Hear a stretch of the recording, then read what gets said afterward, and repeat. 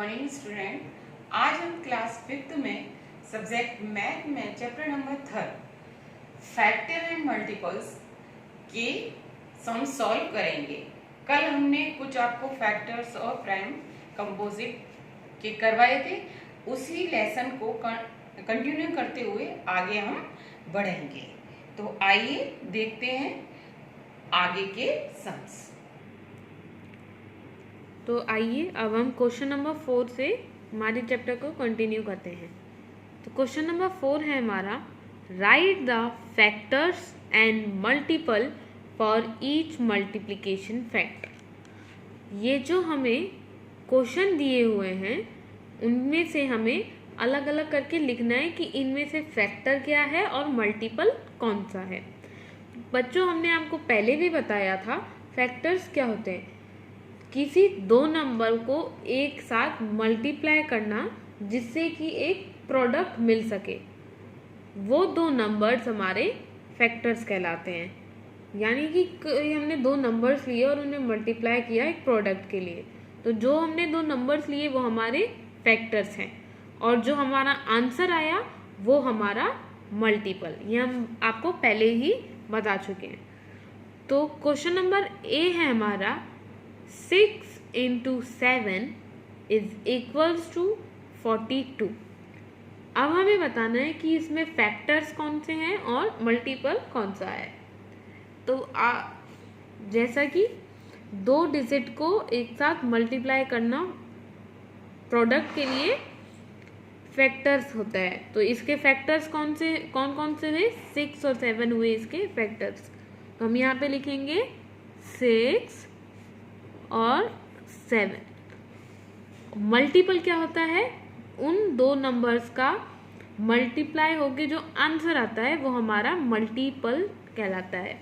तो हमारा मल्टीपल हुआ 42, 6 और 7 हुआ हमारे फैक्टर्स और हमारा मल्टीपल हुआ 42।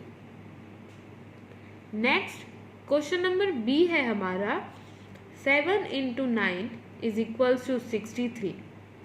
इसमें फैक्टर्स क्या हुए, इसमें फैक्टर हुए हमारे 7 और 9।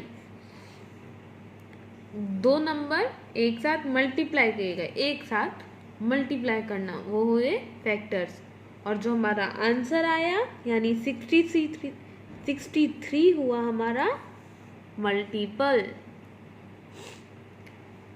सी क्वेश्चन है हमारा, 8 into 9 is equals to 72। यानी हमारे फैक्टर्स हुए 8 and 9 और मल्टीपल हुआ हमारा 72। ये बच्चों आपको अपनी बुक में ही फिल करने हैं। अब नेक्स्ट क्वेश्चन है हमारा question number 5, fill in the blanks. Fill in the blanks, हमें इन बॉक्सेस में आंसर इनके फिल करने हैं। क्वेश्चन नंबर ए है, the number 8 has dash factors. हमें बताना है कि 8 के टोटल कितने फैक्टर्स होते हैं।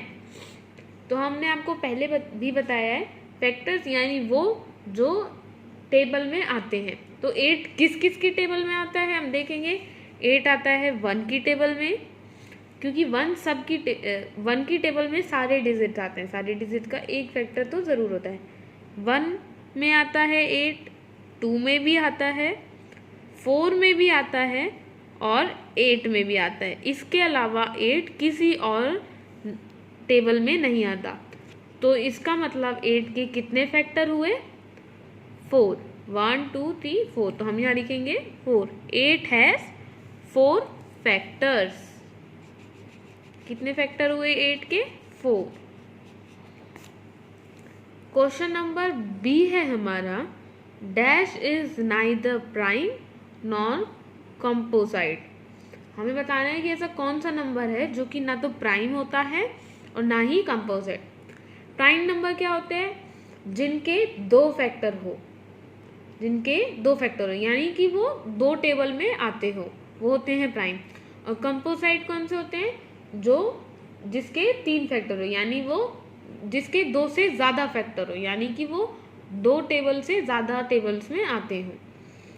तो ऐसा कौन सा है जो ना तो प्राइम है ना कंपोजिट है, ना तो उसके 2 से ज़्यादा फैक्टर है और ना ही 2 फैक्टर। तो ऐसा सिर्फ एक ही नंबर है, वो है 1, क्योंकि 1 सिर्फ अपनी ही टेबल में आता है, यानी सिर्फ 1 के में। ना 1 हमारे 2 में आता, ना 3 की टेबल में, ना 4 की, ना किसी और टेबल में। तो 1 के फैक्टर हुए 1, इस हिसाब से वो ना तो प्राइम हुआ ना ही कंपोजिट। हमारा आंसर आया 1। 2 consecutive numbers which are prime are dash and dash only।